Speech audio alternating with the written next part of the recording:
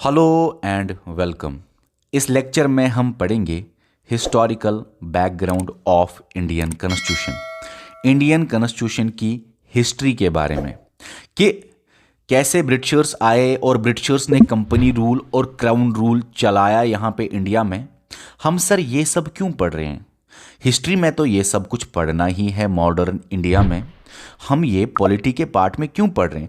इसलिए पढ़ रहे हैं मेरे दोस्तों क्योंकि इंडियन कॉन्स्टिट्यूशन के रूट्स आपको मिलेंगे इन्हीं के कानून से जो उन्होंने रूल्स लाए थे।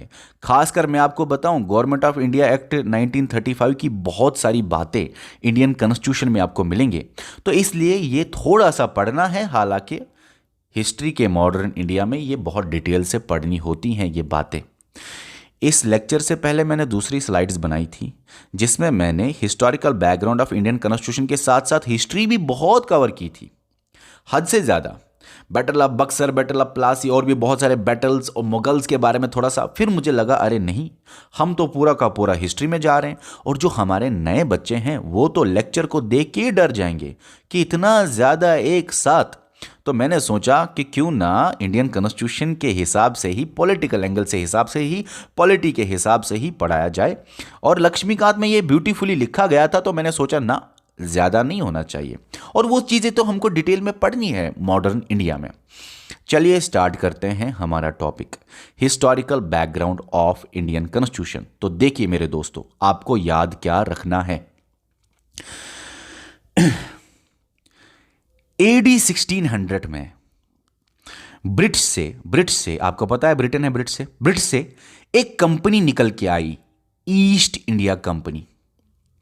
उन्होंने ब्रिटिश की एक क्वीन थी उन दिनों, क्वीन एलिजाबेथ फर्स्ट।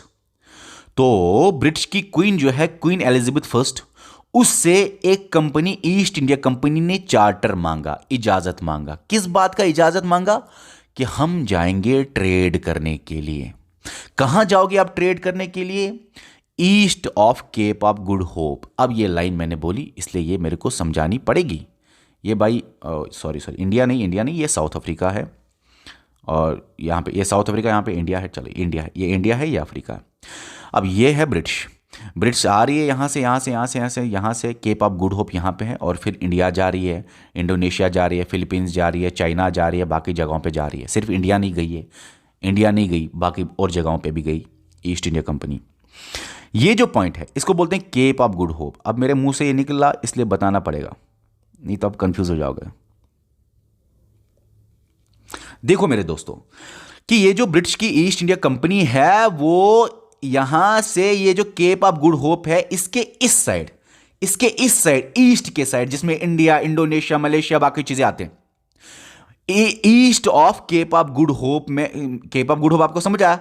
ये जो टिप नीचे मिला आपको साउथ अफ्रीका पे, इसके ईस्ट में जाएगी ईस्ट इंडिया कंपनी ट्रेड करने के लिए, यही चार्टर में लिखा था। तो समझने वाली बात आपके लिए इतनी है, एडी 1600 में ब्रिटिश की ईस्ट इंडिया कंपनी ने क्वीन एलिजाबेथ से इजाजत मांगी, चार्टर मांगा। किस बात का चार्टर मांगा? कि हमें ट्रेड करने जाना है। कहां ट्रेड करने जाना है? East of Cape of Good Hope, जिसमें इंडिया, बाकी चीजें आ गई। ठीक है, अब आपको यह समझना है कि ईस्ट इंडिया कंपनी जब इंडिया आई तो बीच में बहुत सारी चीजें होती हैं, battle of Buxar, battle of Plassey और भी बहुत सारी चीजें वो करते हैं। लेकिन 1765 में ईस्ट इंडिया कंपनी को इंडिया में कुछ खास मिलता है। क्या मिलता है? दीवानी राइट्स। और इंडिया के 3 जगहों के लिए ये दीवानी राइट्स है। तो समझिए इस बात को, 1765 में ईस्ट इंडिया कंपनी को क्या मिलता है? दीवानी राइट्स। मतलब कि ईस्ट इंडिया कंपनी अब रेवेन्यू को कलेक्ट करेगी और सिविल जस्टिस को मेंटेन करेगी। दीवानी का मतलब है राइट टू कलेक्ट रेवेन्यू और मेंटेन सिविल जस्टिस। किसके पास यह पावर आया? ईस्ट इंडिया कंपनी के पास। मुझे बताइए, taxes waxes, revenue taxes waxes कौन कलेक्ट करता है? सर, रूलर या गवर्नमेंट। तो आए क्या थे ये करने के लिए? ट्रेड करने के लिए। लेकिन बने क्या इस डेट से? आपको क्या लग रहा है बने क्या? बने ये रूलर्स की तरह ये बिहेव करने लगे। समझने वाली बात सिर्फ इतनी है कि ब्रिटिश से जो ईस्ट इंडिया कंपनी आई, ब्रिटिश के लिए वो क्या है? Trading company. चार्टर में क्या लिखा था? ट्रेड करेंगे east of Cape of Good Hope में। क्वीन एलिजाबेथ ने इजाजत किसके लिए दी? ट्रेड करने के लिए। लेकिन बीच में इन्होंने बहुत सारी बातें की जो कि हिस्ट्री में आएंगे मेरे दोस्तों, नहीं तो आप कंफ्यूज हो जाओगे अगर मैं बहुत सारी बातें बताऊं। तो बीच में बहुत सारी बातें इन्होंने की। इन्होंने कब्जा किया शॉर्ट में इंडिया को, और 1765 में इनके लिए एक खास बात है जो कि है इनको मिलती है दीवानी, मतलब कि ये ईस्ट इंडिया कंपनी अब इंडिया में रेवेन्यू और सिविल जस्टिस को चलाएंगे।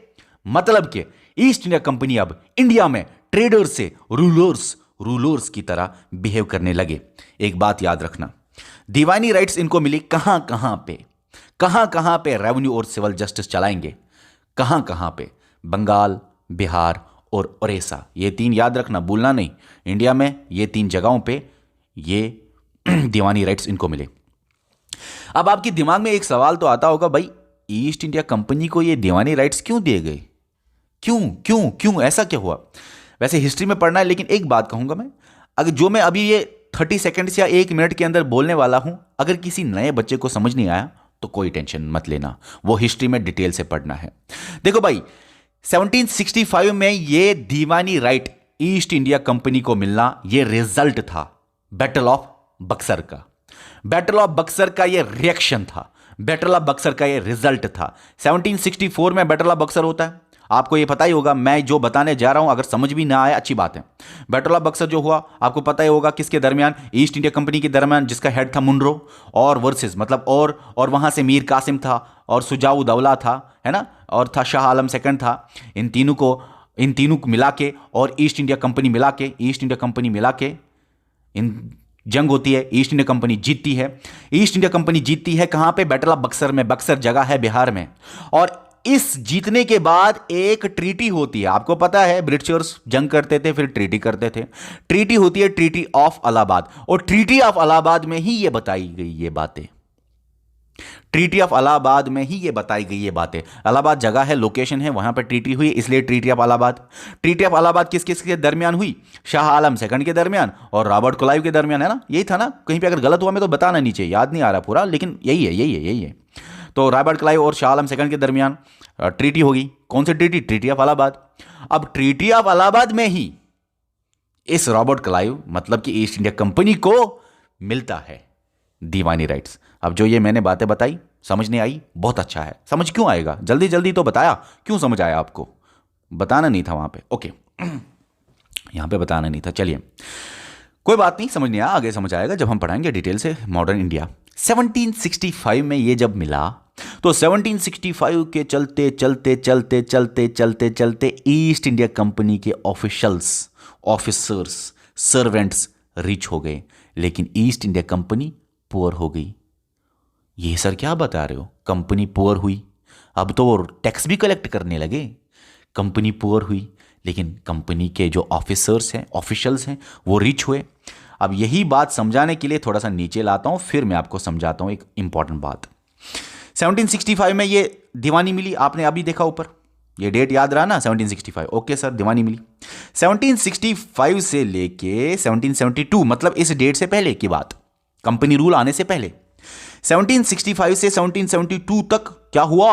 ऑफिसर्स रिच हुए ईस्ट इंडिया कंपनी के, ऑफिशियल्स रिच हुए ईस्ट इंडिया कंपनी के, लेकिन कंपनी खुद लॉस में चली गई। ऐसा क्यों? ऐसा मिसमैनेजमेंट हुआ था। कंपनी तो इंडिया को कंट्रोल कर रही थी, लेकिन कंपनी के अंदर जो ऑफिशियल्स है उसको कंट्रोल नहीं कर सकते थे। वो करप्शन करते थे, प्राइवेट ट्रेड करते थे, प्रेजेंट्स गिफ्ट्स लेते थे और कंपनी को फायदा नहीं देते थे। अपना ही प्राइवेट ट्रेड चला रहे हैं, अपने आप ये रिच हो गए, लेकिन कंपनी पुअर हुई। ठीक है ना, इतनी ज्यादा पुअर हुई कि उनको ईस्ट इंडिया कंपनी को लोन लेना पड़ा 1 मिलियन पाउंड्स का। किससे?